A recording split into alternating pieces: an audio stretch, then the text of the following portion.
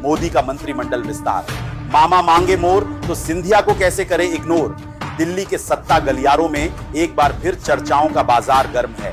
कहा जा रहा है कि प्रधानमंत्री नरेंद्र मोदी अपनी टीम में बदलाव कर सकते हैं। अभी कोई आधिकारिक घोषणा नहीं हुई है, लेकिन राजनीतिक पंडितों की नजरें खास तौर पर मध्य प्रदेश पर टिकी हुई हैं और इसकी वजह है दो नाम, शिवराज सिंह चौहान और ज्योतिरादित्य सिंधिया। मध्य प्रदेश की राजनीति में शायद ही कोई ऐसा नेता हो जिसका जनाधार और पहचान शिवराज सिंह चौहान जैसी हो। मुख्यमंत्री पद छोड़ने के बाद भी मामा की लोकप्रियता कम नहीं हुई। गांव, किसान, महिला वोटर और बीजेपी के जमीनी कार्यकर्ताओं के बीच आज भी शिवराज की मजबूत पकड़ मानी जाती है।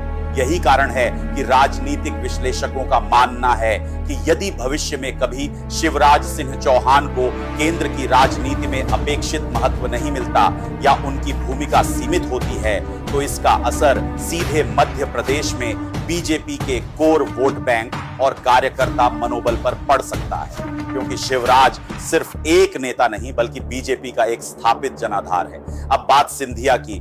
ज्योतिरादित्य सिंधिया वह चेहरा है जिन्होंने 2020 में मध्य प्रदेश की राजनीति का पूरा समीकरण बदल दिया था। उनके साथ आए विधायकों के कारण कमलनाथ सरकार गिर गई और बीजेपी दोबारा सत्ता में लौटी।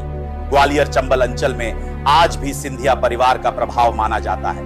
युवा चेहरा, राष्ट्रीय पहचान और दिल्ली में मजबूत नेटवर्क उन्हें बीजेपी के लिए एक महत्वपूर्ण राजनीतिक निवेश बनाता है। राजनीतिक जानकारों का मानना है कि यदि सिंधिया को भविष्य में अपेक्षित राजनीतिक महत्व नहीं मिलता तो ग्वालियर चंबल क्षेत्र में बीजेपी को राजनीतिक संदेश देने में कठिनाई आ सकती है, क्योंकि उस क्षेत्र में सिंधिया आज भी बीजेपी के सबसे प्रभावशाली चेहरों में गिने जाते हैं। यानी अगर राजनीति की भाषा में समझें तो शिवराज को नजरअंदाज करना बीजेपी के लिए जनाधार और कार्यकर्ता भावना का जोखिम हो सकता है और सिंधिया को नजरअंदाज करना ग्वालियर चंबल और भविष्य की राजनीतिक रणनीति को कमजोर कर सकता है।